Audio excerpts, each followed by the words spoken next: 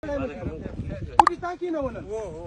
دا سړی چې بوټي دپاره دا سړی نیولی دی کندې او بوټي د هر یو کېنول بوټي صحیح کېنوه چې کوږ نه شي دې کلي کچ نه شي راسیده شي او دا خاوره ورته صحیح کړه او په سیده لیول دې کېنولي راځي خو ډېر کوشش پکې ستر فرق باید ونه شي صحیح ده الله دې درنه راضي شي الهي امین دا د ناجو بوټي دي ډېره د ناجو بوټي انشاءالله چې دا منطقه به ټوله شنه شي کم از کم 800 بوټي هم کېنول نور بوټي هم به هم کېنو خو په وخت زمان سره دننه به هم کېنو دا ګرد چاپېره د ایم سي کېنول شول د ناجو بوټي هم کېنول ګرد چاپېره وجه یې دا ده چې افغانستان شین زرغون شي نور هم او زه په ټولو هېوادوالو غږ کوم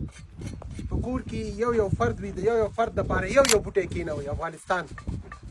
هم به ښکلی شي هم به یې د دې بوټي لاندې د سیوري لاندې صدقې جاریه د کینو کړو قدرمنو هېوادوالو راځئ په خپل افغانستان کې د بوټو د فصل د کرلو وخت دی